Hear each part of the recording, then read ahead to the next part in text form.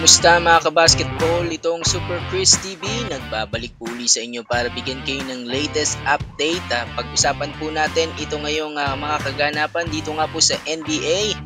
Los Angeles Lakers versus Phoenix Suns. Kaya mga kaibigan, at tinapos na nga ng Lakers yung kanilang 3-game losing streak para talunin itong Phoenix Suns sa score na 122-119. Nanguna dyan itong si LeBron James na kumayod ng 32 points habang may 19 points naman itong si D'Angelo Russell. Well, edge-defying na naman yung pinakitang laro dito ni LBJ. So ito na yung kanyang pang 21st season sa NBA. Shooting 11 out of 17 from the field.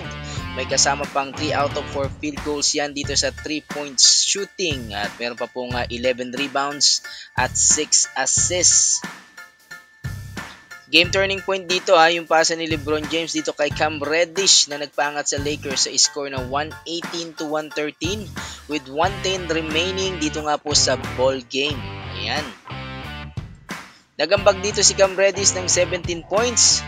Kasama na nga dyan yung 3 corner pockets. Galing nga po dito sa pasa ni LeBron. Habang sa Phoenix Suns naman, tumapos itong si Kevin Durant, 38 points. Nagdagdag naman itong si Bradley Beal, 24 points. Yan nga po yan sa first half. 20 points na po yung kanyang ginawa dyan. Habang ito naman pong si Devin Booker ay na-miss niya yung kanyang pang 4 games dahil nga po sa injury.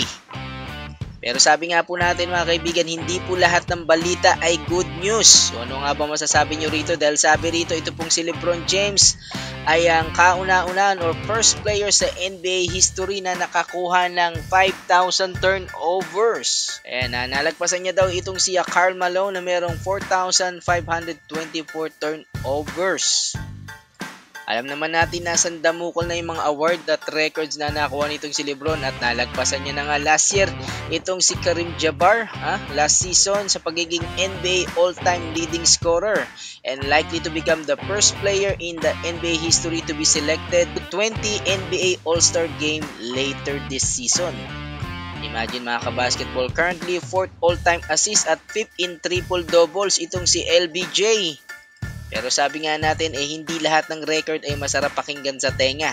Dahil nalagpasan na nga nitong si LeBron James itong si Karl Malone pagdating sa turnover. At sabi nga po yan po ay 5,000 turnovers. Ano ba masasabi nyo rito mga kaibigan? Mag-like, comment na kayo at mag-share. This is Super Chris